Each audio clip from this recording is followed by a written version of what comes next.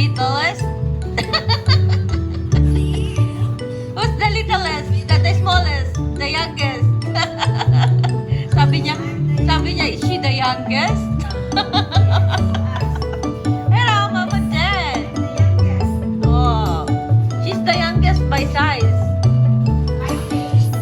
By face. Now Tres Marias is complete. Okay, so dumating na yung aking sister from Singapore. Ito yung aking mga pasalubong. Batcha coffee from SG. Tapos ito yung mga pinabili kong tsaa from TWGT. So, ito cute oh. Tapos ito, cute na Nutella. Ito, gusto to ng balong ko. Makalit na container. Cuteness. Miojo. Ito, napunta sa dalaga ko. Masarap daw to eh. Hindi ko lang maalala kung ano ng lasa, pero ito yung madalas daw na binibili namin noon sa Singapore, which I can't remember. Body wash. Parang Korean to. Korean ba to? Hindi Chinese. Tapos ito. Bigay sa akin na, kasi sakto, plano ko bumili nito. Merong extra yung kapatid ko. So, binigyan na niya sa akin. Eye cream ng SK2. Tsaka Shiseido. Yan. Goodies from Singapore. Okay, so ito ang aming breakfast today. Siyempre, tender juicy hotdog, itlog, at yung leftover namin na nilaga kagabi. Okay, kain tayo. May ketchup pala. Minsan pag natutulog siya, nag-headset ko pag I also got this measuring spoon na cherry. Buksan nga natin itong isang batch siya. Patikman later on.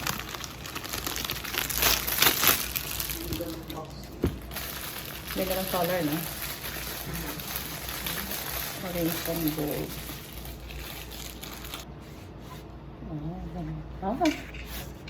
Box within a box.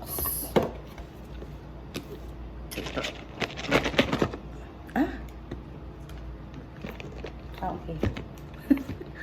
Akala mo baka high-tech.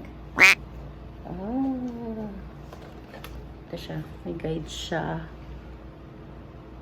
Yan. So, binubusan siya ng hot water. Okay. Tapos ito yung sachets. Ganito siya kalaki. Yan. Anong flavor to? Singapore morning. Ilan kaya itong Singapore morning? 3. Assorted. Parang taster siya eh. O, 3 yung Singapore morning. Ano to? Magdalena. Yan. So, taster siya ng iba't ibang flavor. Yung flavors niya, dito. Yan. Lagua Coffee, Blue Danube, Magdalena, Baraka, Milano, Caramelo. Yun. Turkino, Mount Kenya, tsaka Singapore morning. Ganda ng box niya, oh. Pwedeng i-reuse. Iuwi ko yung Singapore morning. Alam mo naman na dyan, lasa niyan eh. Mamaya try natin tong Milano morning coffee.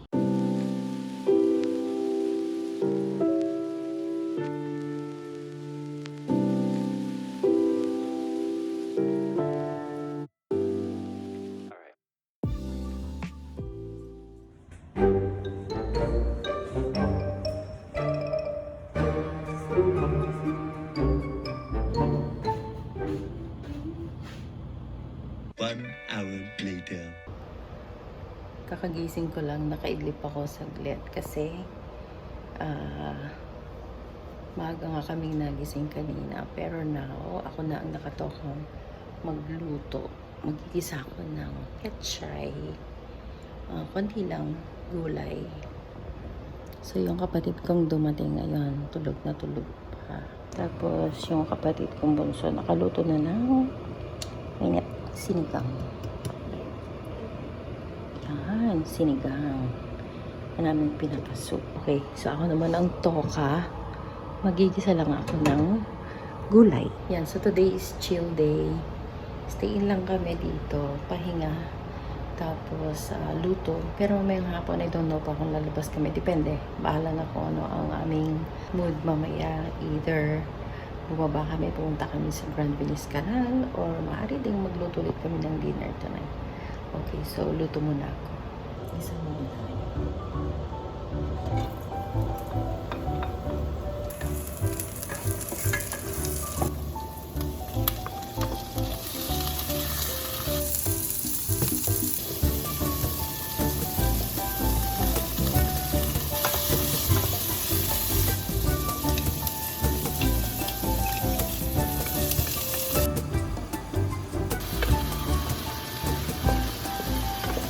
Ayan, almost din na yung aking ginisang petchay. Minsan masarap yung ganito lang, simpleng ulam. Paborito namin yung tatlo to kasi nung maliliit pa kami, madalas ganito ulam namin. Ayan, almost done. 1 minute lang. Tapos na.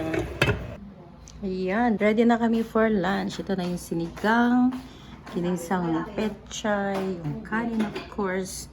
Tapos ang dessert namin itong saging na lakatan. Sarap. Tamisas mabango. Okay, kain na tayo. Tignan muna natin yung petchay. Hindi ko masyadong tinikman na to kanina. Parang once ko lang siya tinikman. Timplahin nyo na lang pag ano. Wait na ako sa petchay na ganito. Yung simpleng ulam lang. Na-slice. Try naman natin tong sinigang. Siniganggang. Ay, yung sinigang ko lang sa alat. Oh, super okay lang. Gusto ko din yung petchay. Oo, Tsaka, petchay ba sinabi ko? Hindi yung okra. Yan. Tapos, sili. Yan o. Namiss ko din yung sili na yan. Sitaw.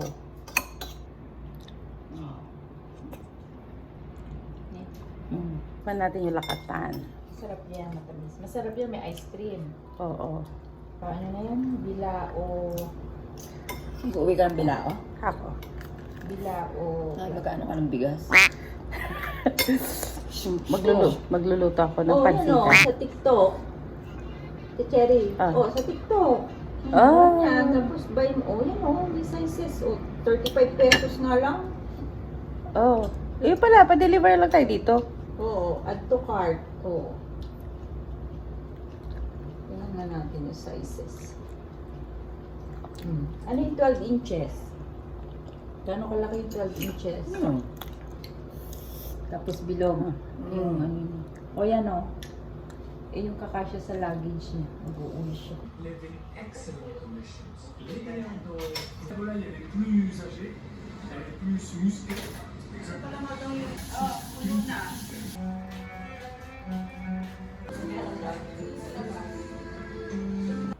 Ito, nagbabalik kami ng manggang hilaw. Sarap. Tapos, sausaw sa bagoong. Ito yung bagoong nabili namin. Kakatakam. Ano tong paano? Oo. So ito, lazying around lang ginagawa namin ngayon. Nood ng TV, tapos snack. Okay, ito na yung mangga. Ba natin? Yun, oh. Sarap. Yung joke ko, yun ang gaano eh. Yung joke ko Sarap. Hindi siya ganong maasim. Tsaka malutong. Miss ko to, Carabao mango. Lutong. Ito talaga ang favorite. The most favorite fruit ko of all. Mango, whether hilaw or hinog. I grew up eating this. Kaya sa Canada, pinapatulang ko maski yung parang apple mango ba yun? O yata ulfo mango. May asim siya, pero hindi ganun kaasim. Asim na asim ka. Hindi naman ako gano'n sa maasim. Ang sarap. Namiss ko to. Iba talaga ng lasa ng mangga natin. Iba talaga. Nung bata pa ako, kaya kong ubusin yung dalawang mangga ganito. Isang upuan. Ay!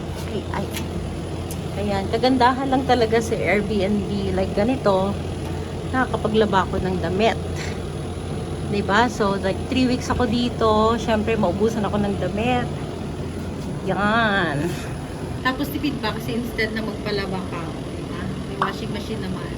One of the reasons kaya talagang pinili kong mag-stay dito.